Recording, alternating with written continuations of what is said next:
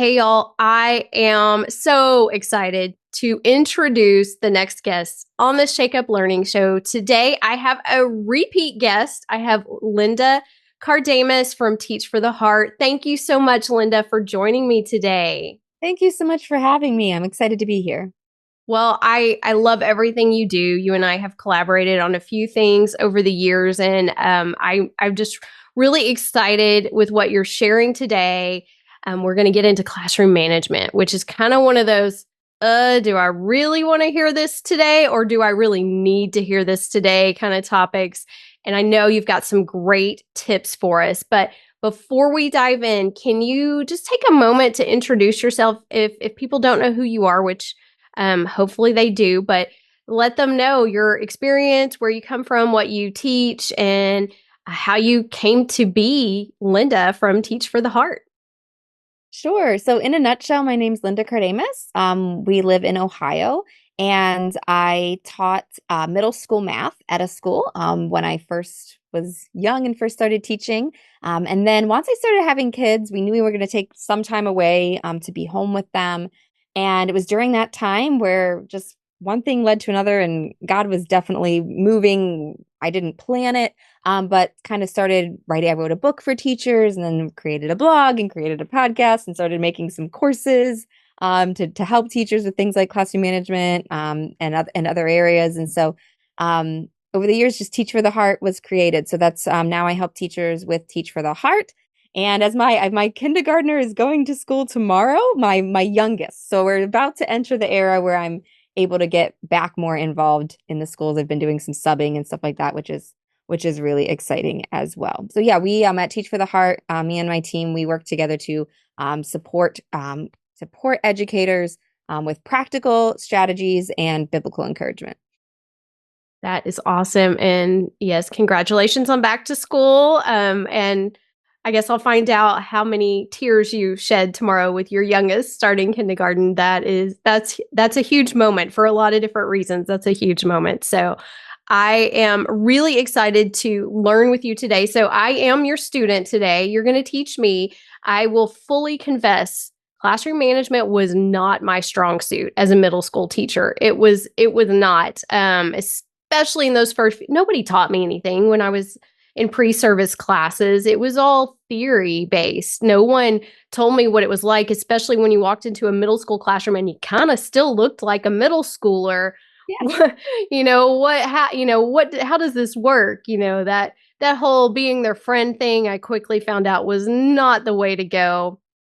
And I was a little bit of a control freak. So I had my moments, and I had some kids who really tested my limits over the years, but I am really excited to hear about your blueprint, your Calm Classroom blueprint. I love that name, by the way, Calm Classroom, because everybody listening today, if you have stayed tuned for this, you're either ready to improve or you're desperate. Probably if you're listening to this, you're like, I need some help. How can I have that calm classroom? What does that look like? So I know you have some slides with some information too, so I'm going to give you a minute to share your screen so we can get a little bit of a visual for those of you who want to watch the video over on YouTube or in our all access membership and really learn along and see the visuals with this. So take it away, Linda. Teach me all your ways. Yeah, I'm excited to talk about this because I fell in the same category as you. Actually, when I first started teaching, I was also not good at classroom management, and that's actually why I teach it because I some people it just comes natural. They don't have they just got it. They have that it factor, or really it's just that natural personality, or they just are on it. I was not like that. I struggled. I did not know what to do. I had a personality that wanted to avoid the conflict. And so I had to learn strategies. I had to learn, to be systematic with it. And so I've met so many teachers that had the same challenges. And so being able to put together trainings, okay, this is what works. This is how these are some things that we can do. So the training today that I've done is called How to Reduce Disruption So You Can Actually Teach, and doing it without yelling or begging or bribing or any of those things. And one of the things that, kind of the questions I like to start out by asking people is, have you ever had like planned an amazing lesson, or maybe it wasn't amazing, but it was, my lesson, and it was just ruined by student misbehavior? That can just happen way too much. Maybe you've experienced like this constant interruption and chatter, and it's so disruptive that you feel like I can hardly get through my lessons. Some teachers I've talked say, some days I feel more like a babysitter than a teacher. I'm just kind of correcting issues I can hardly teach. Some teachers I've talked with, it's like I try to make learning fun. I try to do a game, an activity. I've had so many teachers tell me I want to make learning fun and I can't. It gets too crazy. They get out of control. How about this one?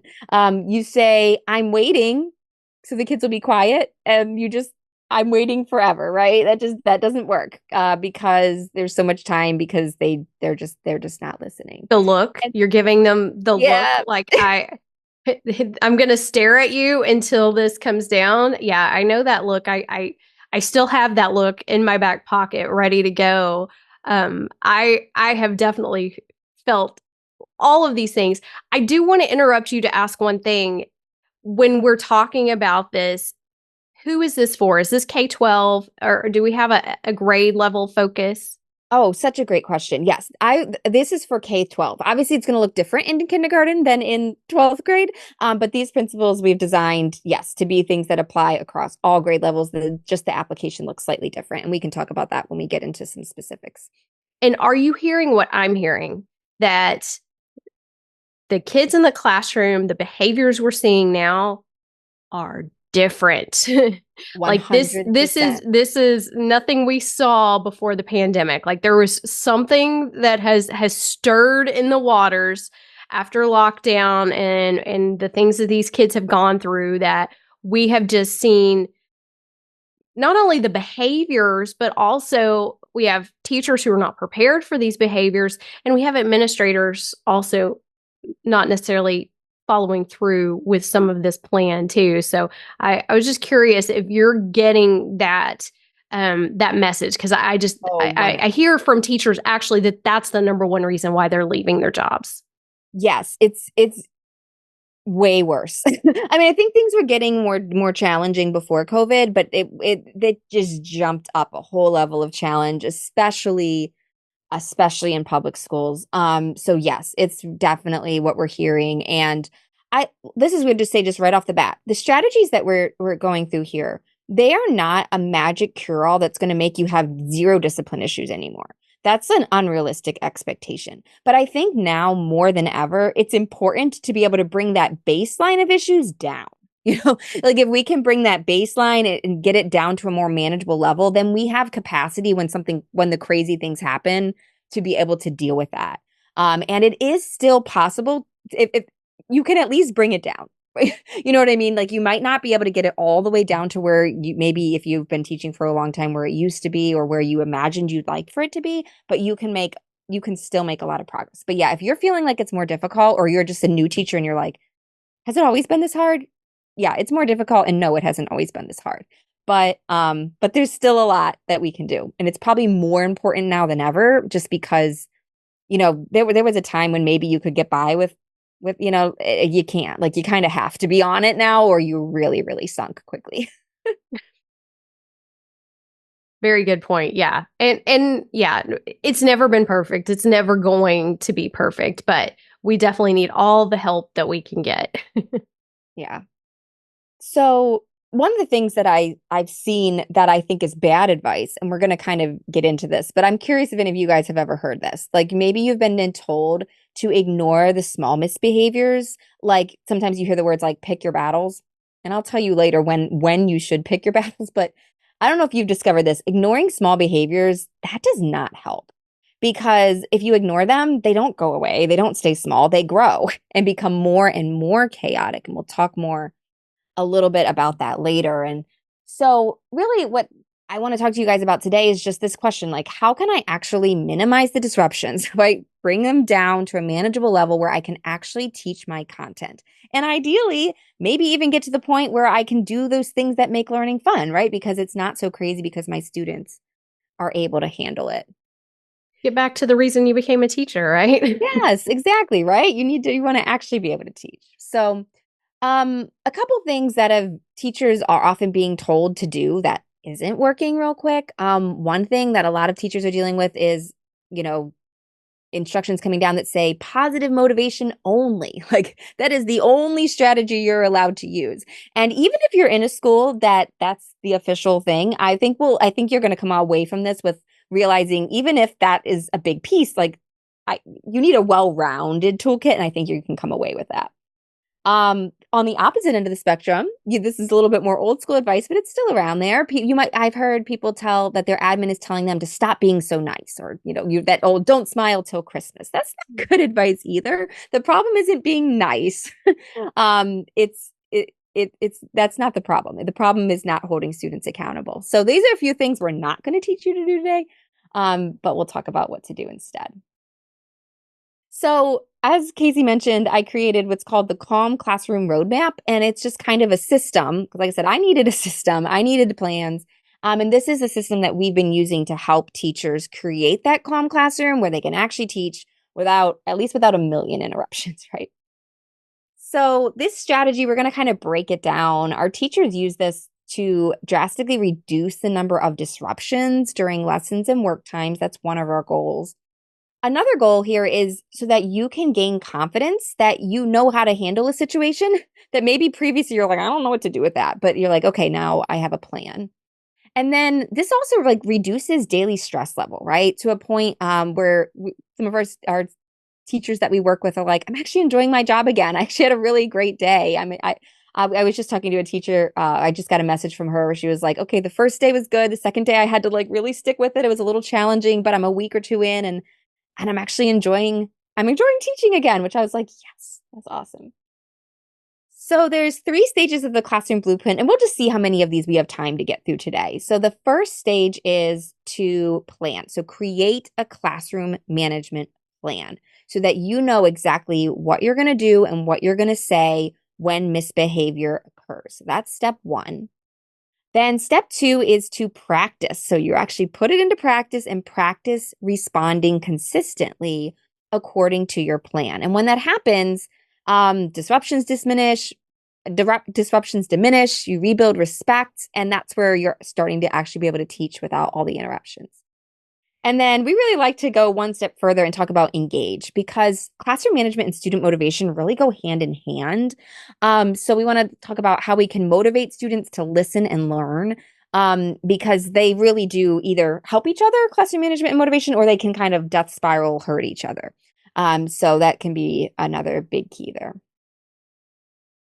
So if you're ready, Casey, we'll kind of dive into that step 1 about creating a Yeah, classroom management plan. I definitely have some questions about the plan. Okay. Do you want to ask him now, or should I keep No, no, going? no. I want to Okay. see if you answer them. I'm going to give you a chance to get going. Okay. All right. Well, here we go. I really do believe having a classroom management plan is so, so key, especially now. I will say there are some veterans who don't need a plan, just like a master chef doesn't need a recipe. Okay. So there are some people that they just know what they're doing. They are masters of their craft. But for those of us that are like, I'm not a master at classroom management, it can be so helpful, because I want to kind of explain to you what can happen if you don't have a plan.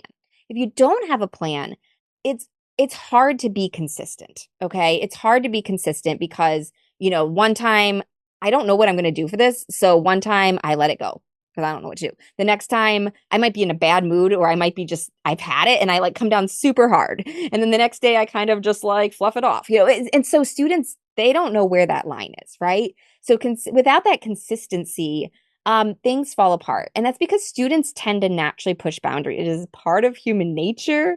It is you know it's just life under the fall. Students tend to push boundaries. They're wondering where that line is, right? And if we don't have that line in a clear spot, the students are going to keep pushing and pushing and until they figure out where the line is. And if we don't hold it clear, it ends up being like way past, right? If we're not consistent, they just keep pushing it.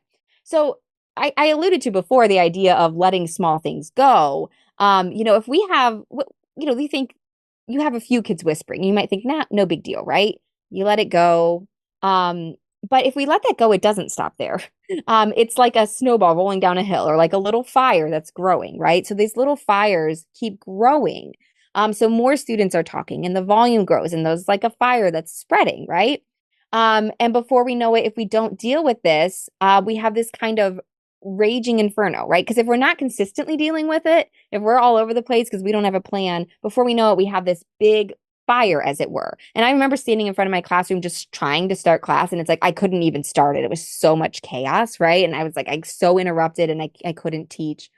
So that's kind of the snowball effect or the fire growing effect, to use a different analogy, that can happen if we don't have a plan and we're not consistent because of it.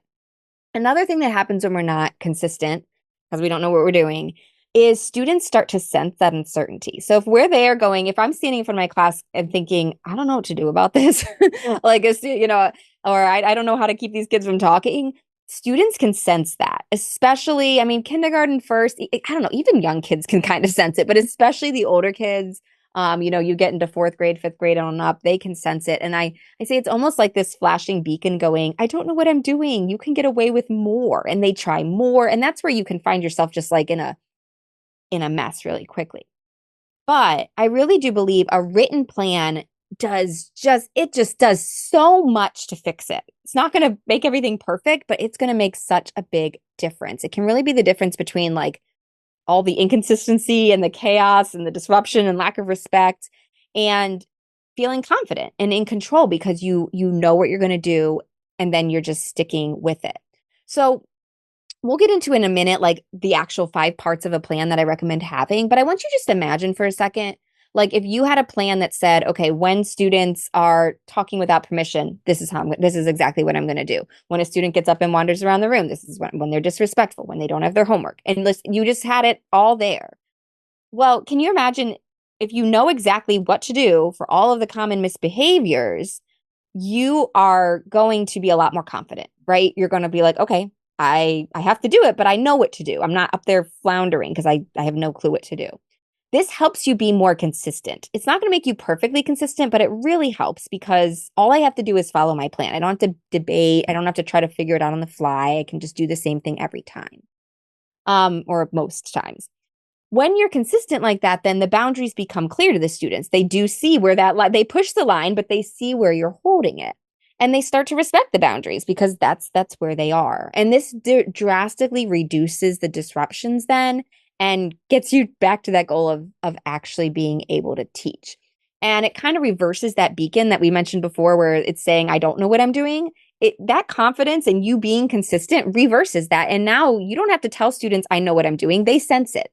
The beacon is now saying, I know what I'm doing. Kind of don't mess with me. I'm going to hold you accountable. And that can be really, really, really helpful. We're going to get into what the 5 parts of a plan, so you can actually have a more clear picture of at least how we recommend doing a classroom management plan. But do you have any questions before we dive into that, Casey? Well, I have a feeling this is going to come into play here in these 5 parts. So definitely identify with that inconsistent thing, like there would be that wild day, where everything was just way out of whack that day. Every kid that misbehaves was at a new level and suddenly everybody else was on board, and that was when I was like, okay, what do I do? I'm going to write names on the board. And then I go home and Google some, ways that I can, and then the next day I come in and I'm like, okay, we're going to start a reward chart, so it was constantly like shifting and okay, now I'm going to try a pizza party, or now I'm going to try, a movie day or whatever it is. And all the things that I know I was probably never as consistent.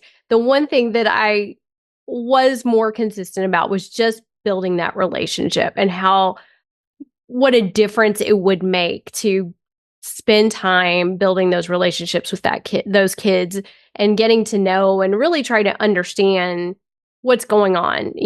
We've got so many kids who have zero self-control. Yeah. They never learned it, or they've been so dysregulated for so long that they don't even know what regulation looks like anymore. And I don't think that's even a word we were using just a few years ago, this term of dysregulation. And of course, many things are coming to mind as I also think about how I manage my 3-year-old at home. And I was laughing to myself because when I saw that comparison about, don't be too nice, but the reward chart on the other side, and how I was like, he will very quickly show you how downhill a sticker chart can go.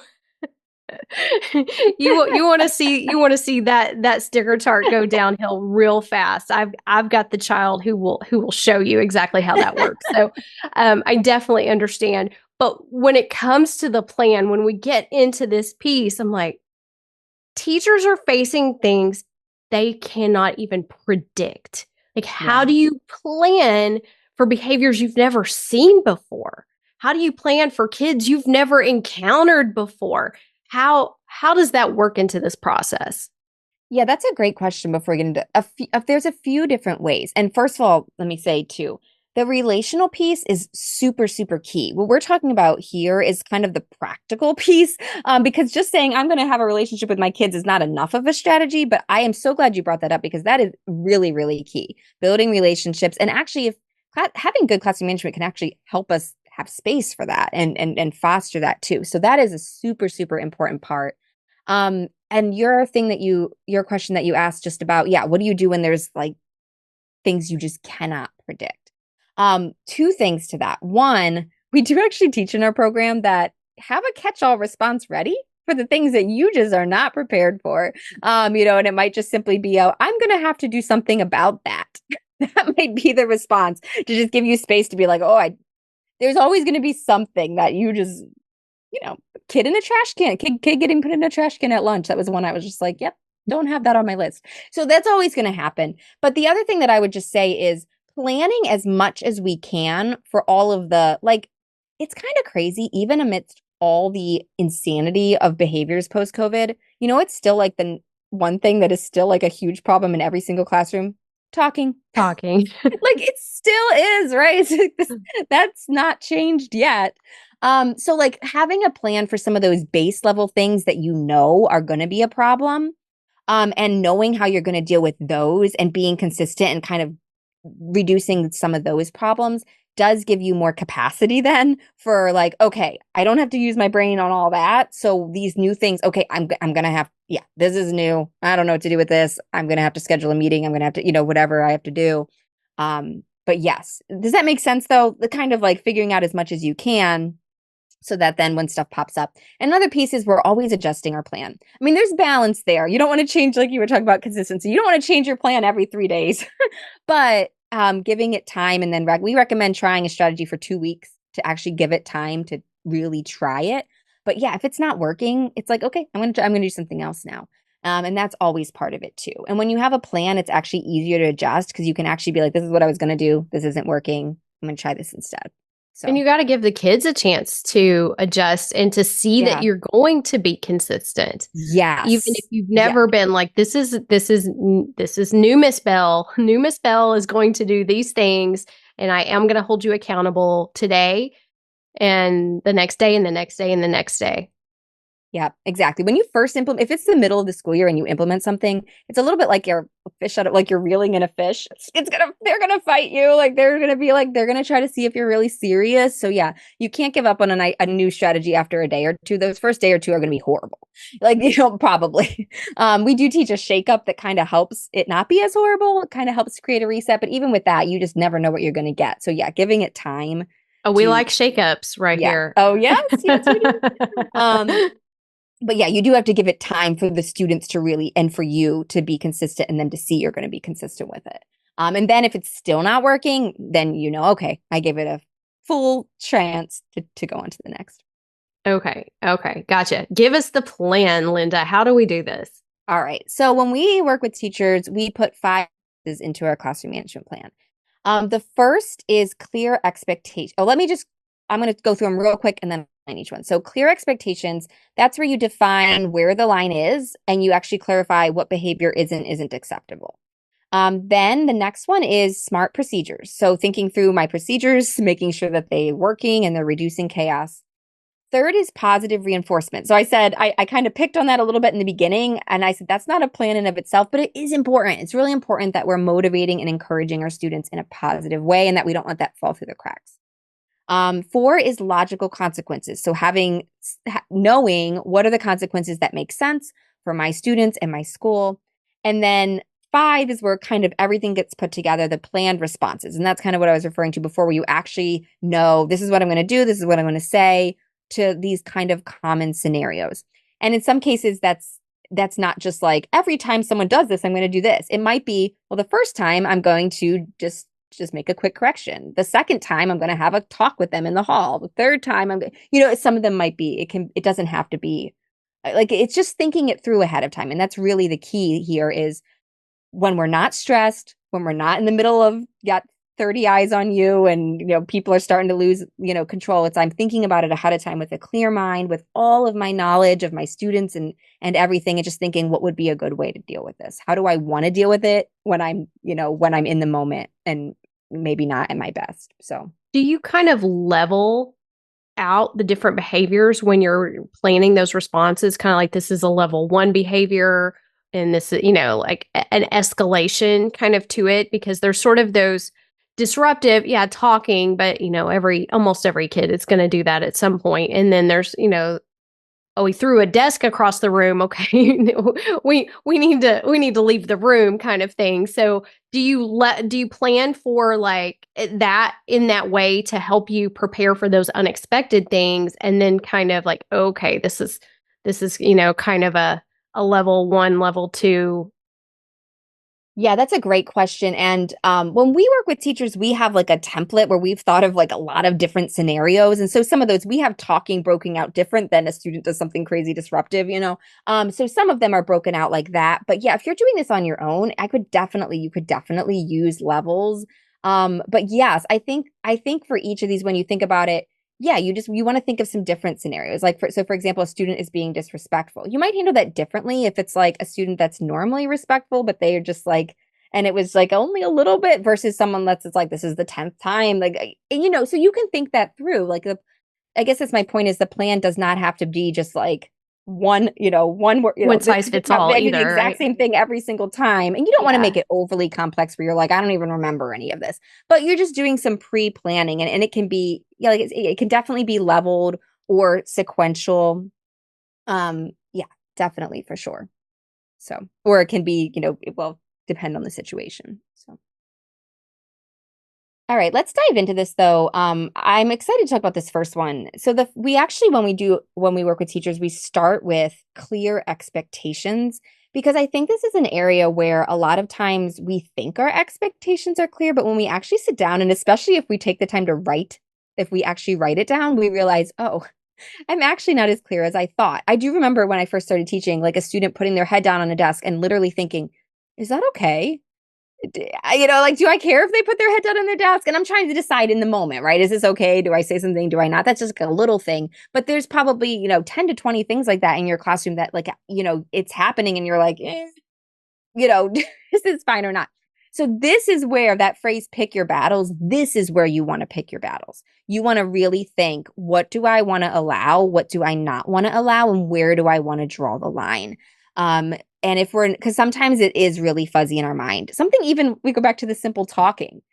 Most teachers don't actually want to have a no talking rule, right? Like typically it's more like, okay, sometimes I want no talking, other times I want students to be interactive or like and so you might realize, okay, actually, yeah, it's actually not that simple. A lot of teachers will say that, okay, I need voice levels. This is a level 0 time, no talking. This is a level 1, quiet voices, whispering, and that might be a way, okay, now I'm actually distinguishing what I want this to look like. So in other words, we can't teach our students what a behavior looks like or what the acceptable behavior is if we haven't thought about that. And my point is often we need to think about it a little bit more than we have. It's actually when we actually try to explain it or write it down, we might realize I'm actually a little fuzzy on what this actually looks like. Be respectful. Do I know what that actually looks like? Do I know what that doesn't look like? So the more clarity we can get, the better. So that's clear expectations. The second thing is smart procedures. And in this section, you want to just go back. If you're new teachers have to think through literally everything. But if you're already teaching, I mean, it's September and you're like, I'm in my classroom, then you can just think through, okay, what's not working? What procedures are being really chaotic? Or are there places I don't have a procedure for? If there's a spot in if there's like a particular part of your day or a part of your routine that is really chaotic, you probably either have no procedure for it, a bad procedure for it, or you have a procedure and the students aren't following it. It's normally one of the three. So just kind of shoring that up, rethinking it, huge difference. That can be really helpful. Number three, positive reinforcement. So yeah, we definitely don't want to neglect this. It can fall through the cracks if we're not intentional. Some teachers love to go all out with like a huge reward system, class currency and all of that. If that's your jam, that's awesome. Other teachers are like, nope, I'm not doing that. So simple things like notes home, saying encouraging things to your students, that is really, really powerful. But you just want to, we put this as part of our plan because we don't want to forget about that. We don't want to neglect that. And of course, there's everything in between. You can have spontaneous rewards. You can have, motivation, individual motivation, whole class motivation. So there's a lot you can do here, and there's not one right or wrong way to do it. You just want to make sure that you haven't forgotten this part of your plan.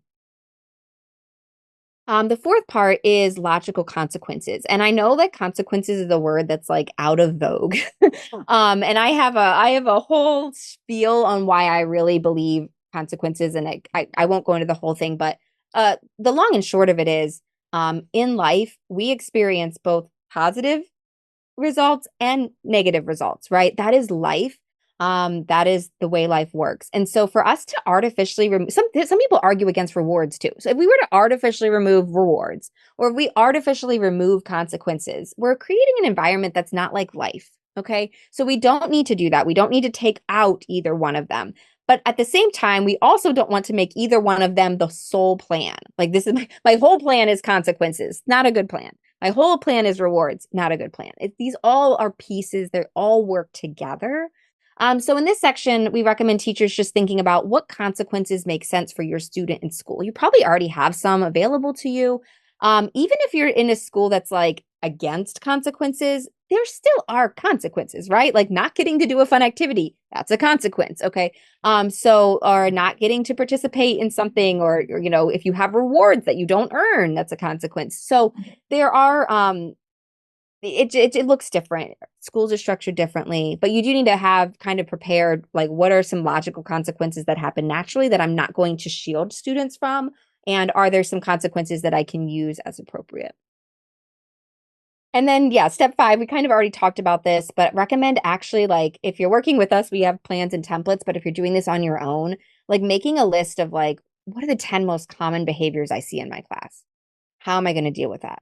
And then thinking through, okay, what are some of the things that I'm nervous about, like some more extreme behaviors that I'd be like, I don't know what I would do. And just putting some basic plan, even if the plan is, have them sit in the back of the room and talk to the principal. Like that's at least you know what you're going to do in that moment if something extreme were to happen, right? So kind of just thinking through and doing some of that pre-planning there.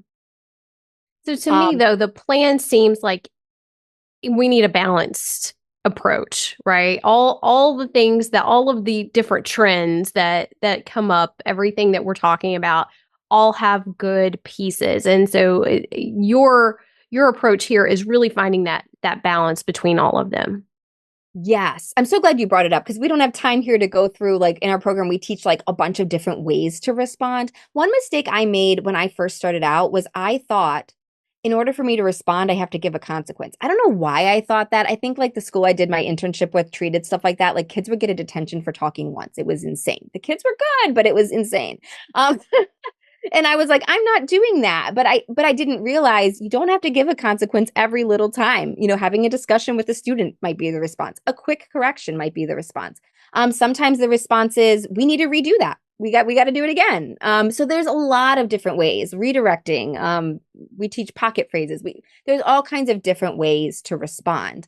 And yeah, that's where like in our program, we teach a bunch of ways, but a lot of these. Ask your mentor teachers, ask around. Yeah, and this is where I'm so glad you used the word balance. That's absolutely right. You want to balance and really use strategies that are you know, dignifying students, but holding them accountable, and in a loving way. And that's a whole nother conversation about, I really do believe it's not a choice between being kind and firm. You gotta be both at the same time, always. So I agree. I totally agree with that. So there's our 5 steps of the plan. And I will say, I know sometimes when I say that, you might be thinking like, that sounds like a lot of work. So first thing I want you to consider though, that like this is an investment of time. So it does take time to sit down and write down and think through what I'm gonna do. But it pays dividends in, first of all, classroom time. When those disruptions are reduced, you can actually teach and get through your lessons. And then also, mental stress time, right? Like your mental stress and your frustration level with your job is going to go way down, which is going to allow you to get more done. And so it really does just, it is really, really worth it, both for your students and for yourself, to invest this time here.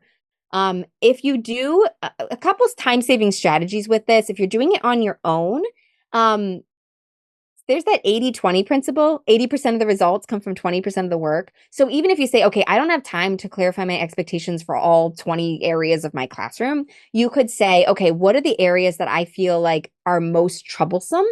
I'm going to clarify those, and I'm going to come up with a pre-plan. So you could narrow it down to say, I'm just going to do 3 to 5 of the most troublesome areas. That's going to be the 80-20 principle, right? It's not going to be as good as doing everything, but it's going to get you good results for like a minimal amount of work. I like Um, that. yeah. And if you work with us, we've tried to make this as easy as we can. So we've put together templates and then idea banks so that you can, like, for each area, it will be like, okay, here's a bunch of different ways teachers deal with this. And so you can kind of just be like, oh, I like that. Copy, paste, tweak it a little bit. So yeah, we want to make it easy for you to personalize your plan. And that is the key here. I do not believe in a one size fits all classroom management style, because your students are different. I mean, not just age, right? Socioeconomic situations, rural, city. I mean, there's so many different things. And you're different. What works for one teacher will not work for another, because it doesn't jive with your personality and your values. So, you need to create a plan that you feel good about. I mean, that's the bottom line. Sometimes teachers are like, we teach a warning system, and they're like, how many warnings should I give? Should I give 1 or 3 or 5? I'm like, the number doesn't matter. It matters that you feel aligned with it. You feel like this is fair. If you feel like your plan is fair and good, you'll follow it. If you feel like, I don't really know if this is a good plan, you won't. So you gotta just kind of lean into, what do I feel like I can do? You can always adjust it. But I think it's so great when you can personalize your plan.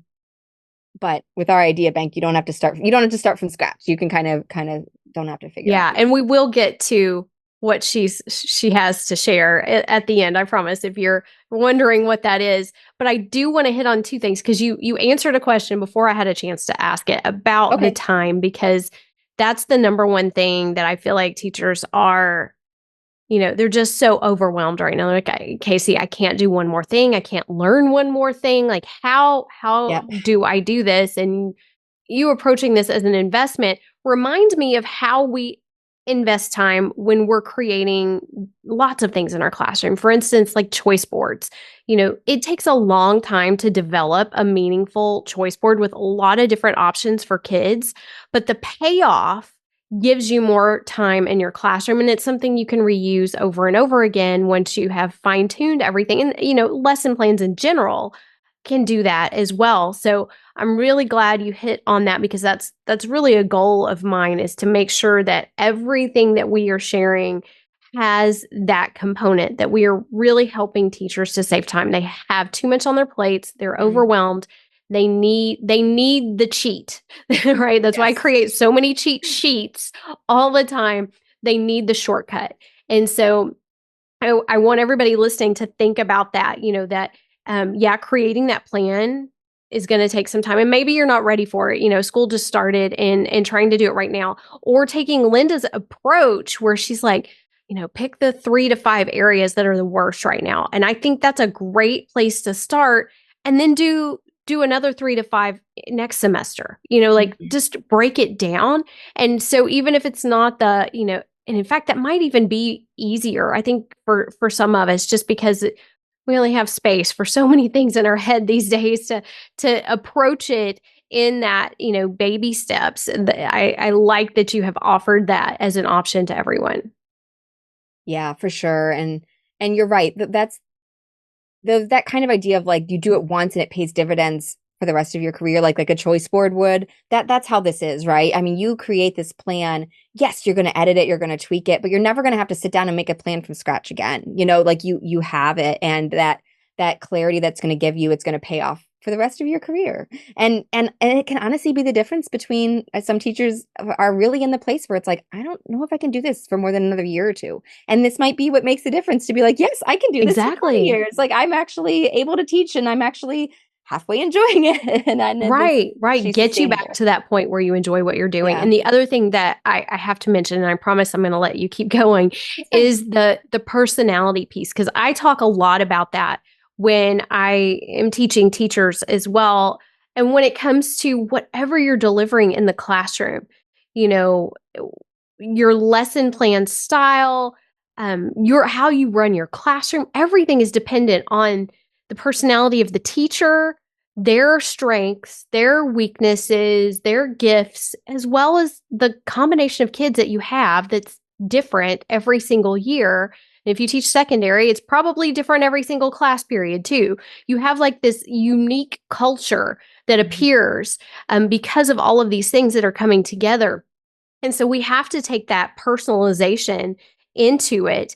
And I say that a lot. My style of even teaching is different from your style. And the things that I do well may not be the same things that you do well, and vice versa, that, we can play off of each other and we can learn from each other and lift everybody up. So when you walk down the hallway and you see that one teacher who looks like their classroom is out of control, but you walk in and you kind of realize she's just got a different vibe going in her classroom, and her kids are not being disrespectful. They just are allowed a different level of noise than what you're comfortable with. And then there might be the one who walks in, why aren't her kids allowed to talk? Why is she so strict? There's just so many things that go into this. So, let's just put our little judgments aside and understand that we're all different, right? Yep. Yep. And what's done with intentionality and purpose, there's a wide range of what can be good. If you chose to do it, it didn't happen to you. It just Right. happened unintentionally. Yeah, I love that. So yeah, that's the first part, creating the costume management plan. That's really like if I could leave you with one thing, it's just the power of having a plan. Even if it's just, the bare bones of it, it can make such a difference. We worked with one student, well, I call her student because she was in our program, but she's a teacher, Bradley, and she said it made such a big difference, like having confidence.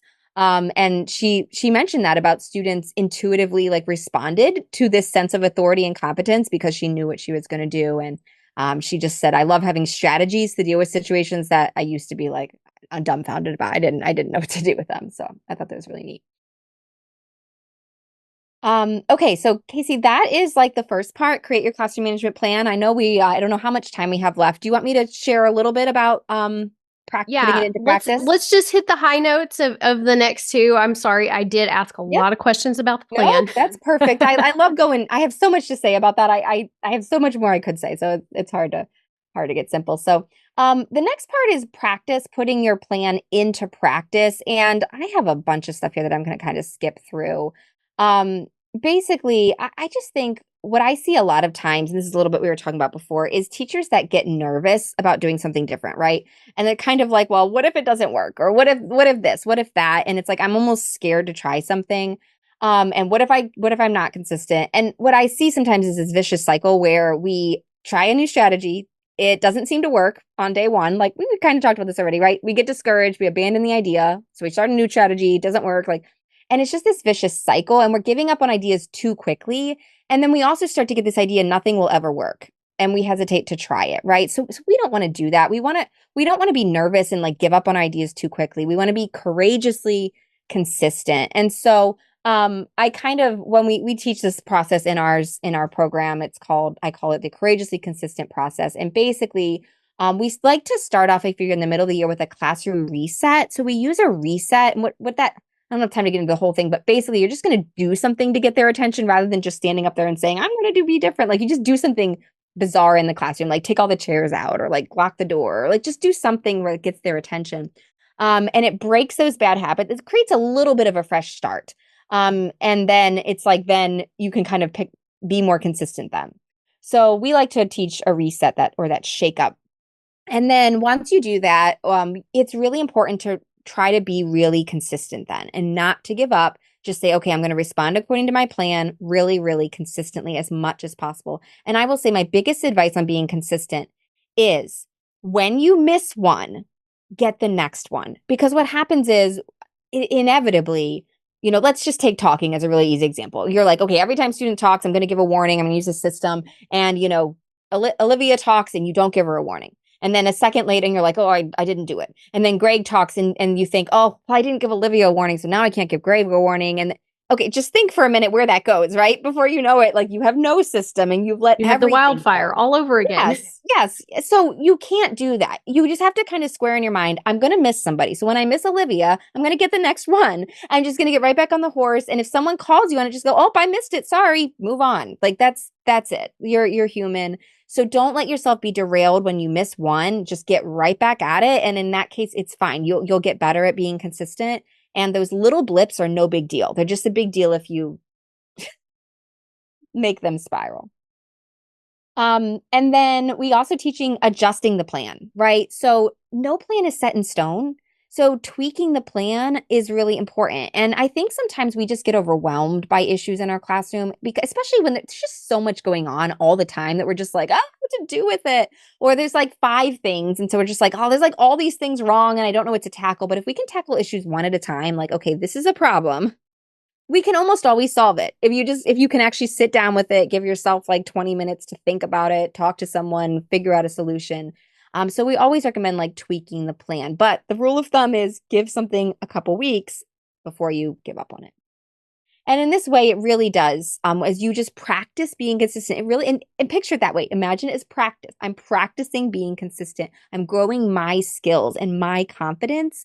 It really makes a big difference as you practice, as students start to see that consistency, it really helps bring down the level of disruptions.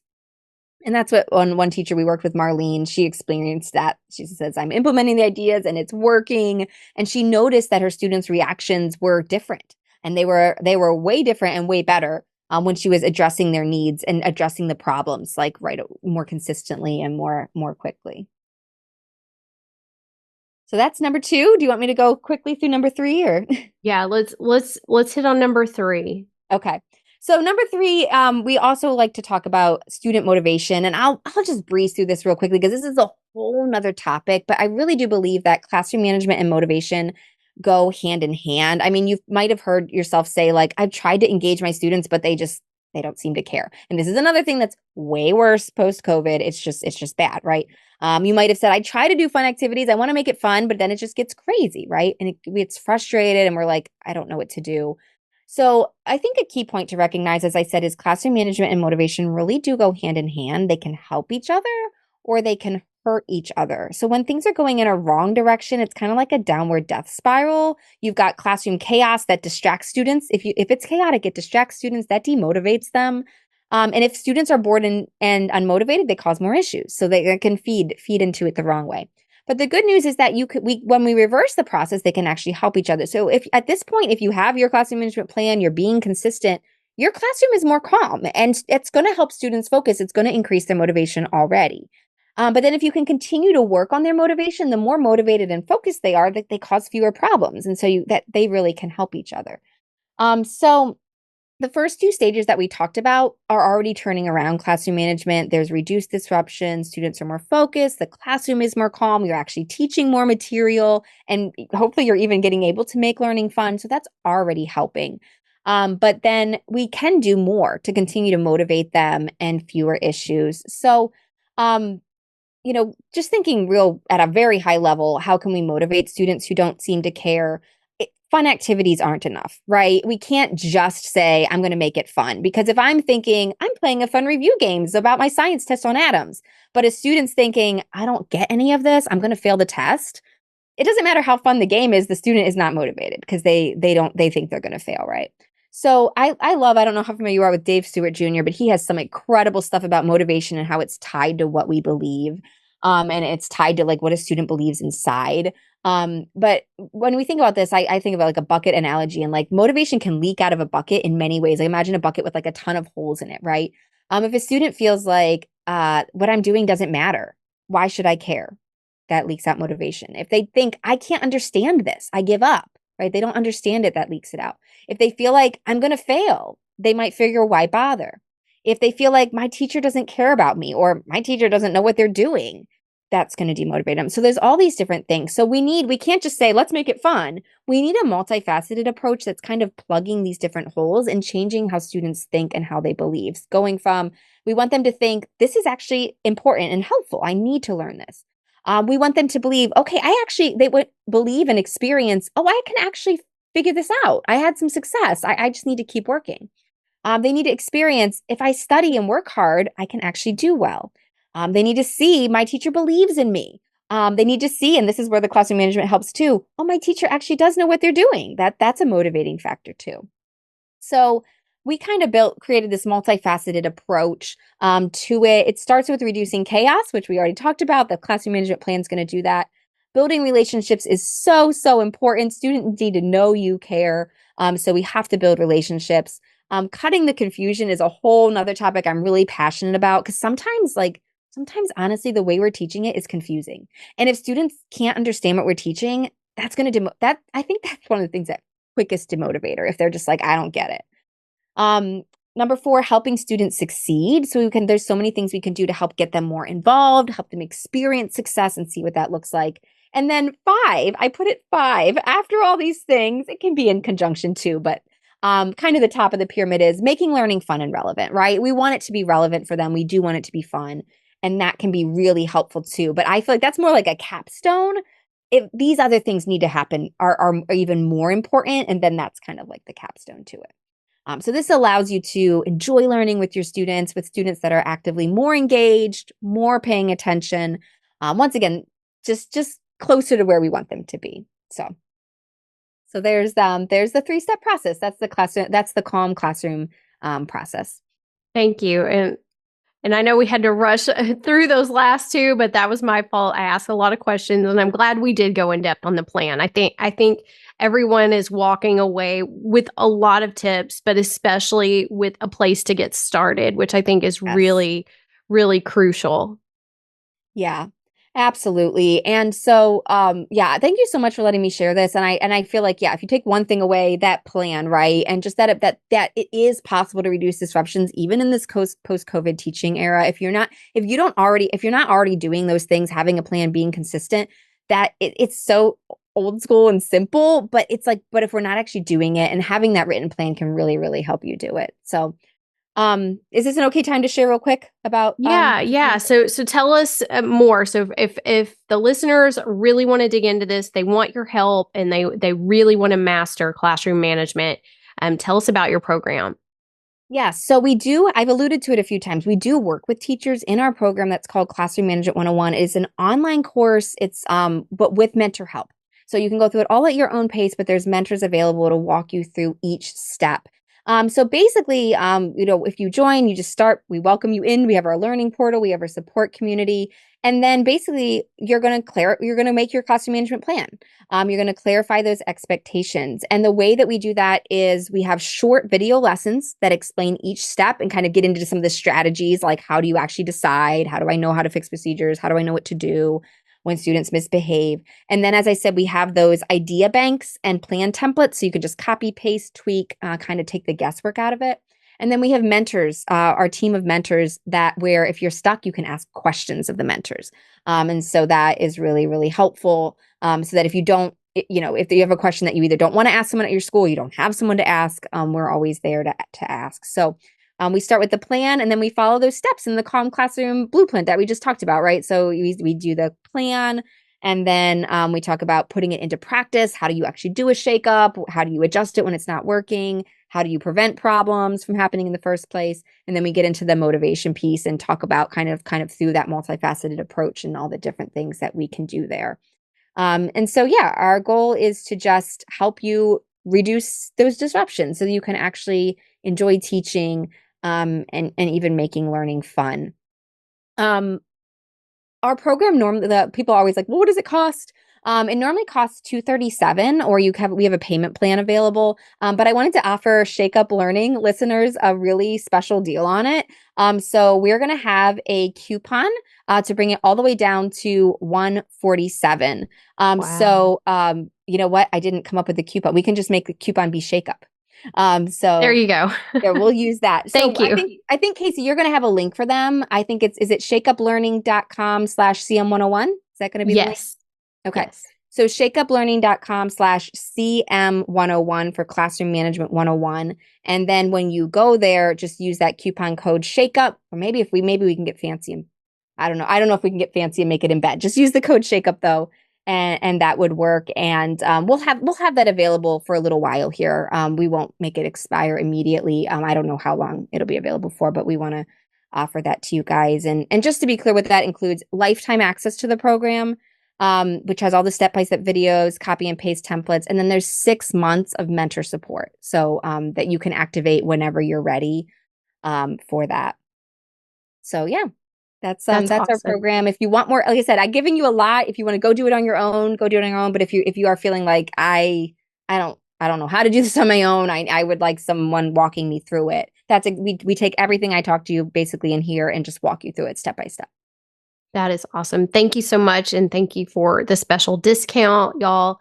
If you really want that extra help, I fully support Linda's program. I think everything she does is amazing. Like I said, we've worked together on several things, and we're actually going to talk about something real quick in a moment that we did together. But if you want to get that discount, go to shakeuplearning.com/CM for classroom management, CM101, and use the coupon code SHAKEUP. So I love this. I love how you have broken this down. I wish this had existed 20 years ago when I started teaching. Me too. And I really, yeah, no one was teaching me anything. It was really just flying by the seat of your pants. And I think teachers are in such a uniquely difficult position right now with behavior management. You know, we're calling it classroom management, but really we have just hit a new high with teachers who are telling us they're just seeing kids acting in ways we've never seen before. So we need a plan. We need to approach this, and we need to help our kids and serve our kids. So we love teaching and we want to get back to that. And I love that you have broken this down into a framework that helps us get there. So thank you so much for joining us today. Before you leave, I wanted to mention to everyone that you and I are also involved in a conference that is coming up in October called Yes. the Rise Up Summit. So, could you just give a brief explanation of what that is? Yeah, absolutely. So the Rise Up Summit is a free online conference it's specifically designed for Christian educators, so educators of faith, whether you teach in public, private, Christian school, doesn't matter what kind of school you teach at. But we really want to help just equip you, encourage you, and kind of prepare you. So we cover a variety of topics. We talk about practical teaching strategies. We talk about how can we reduce stress and overwhelm, and then we also talk about ways that we can reach students' hearts and make a difference in their lives. So, and Casey, we've always loved your contributions to the summit as well. No, thank you. And this year, I actually got to share about soul care and really sharing some of that. So if you're interested in learning more, we will have the link in our show notes to sign up. It's free, like she said, Rise Up Summit for Christian educators. And Linda, if anyone wants to reach out to you, how can they do that?